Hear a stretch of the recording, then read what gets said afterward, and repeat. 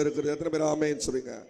நீங்க ஒரு காரியத்தை நினைச்சு பார்க்கணும். சும்மாலாம் நம்ம இவ்வளவு தூரம் வந்துடல, அவருடைய பெரிய கிருபை. எத்தனை பேர் ஆமேன்னு சொல்றீங்க? அல்லேலூயா. உடைக்கப்பட்ட நேரத்திலெல்லாம் எனக்கு வயது,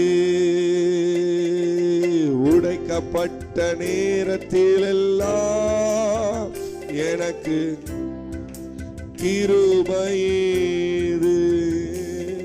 அல்லேலூயா, அல்லேலூயா.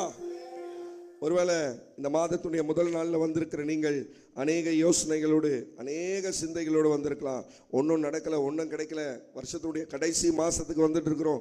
ஐயோ, எத்தனையோ வாக்குத்தத்தங்கள் வந்தது, எத்தனையோ தீர்க்க தரிசனமான காரியங்கள் வந்தது, ஒன்றுமே என் வாழ்க்கையில் நிறைவேறலைன்னு சொல்லி நீங்கள் ஒருவேளை கவலையோடு கண்ணீரோடு மிகப்பெரிய ஒரு துக்கத்தோடு வந்திருப்பீங்கன்னா, இந்த கால வேளையில ஆண்டவர் நம்மை பார்த்து பேசுகிற கொடுக்கிற ஒரு வார்த்தை என்னவென்று சொன்னால், மார்க்கின் சுவிசேஷ புஸ்தகம் 11ஆம் அதிகாரத்தினுடைய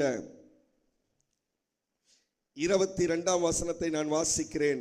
அதன் பின்பதாக நீங்களும் என்னோடு கூட சேர்ந்து வாசியுங்கள்.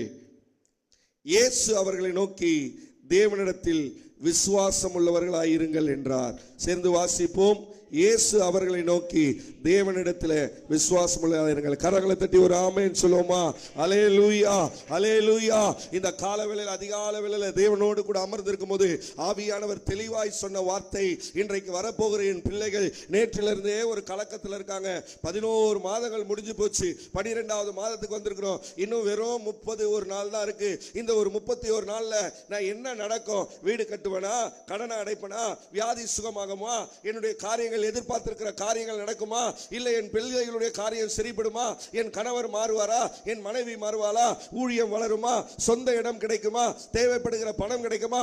அநேக காரியங்களை, அநேக கிரகிக்க முடியாத சிந்தனைகளோடு நீங்கள் வந்தாலும் கிரகிக்க முடியாத காரியங்களை செய்கிற ஒரு கர்த்தர் சொல்லுகிறார், என்னிடத்தில் விசுவாசமாயிருங்கள். எத்தனை பேர் ஆமென் சொல்றீங்க?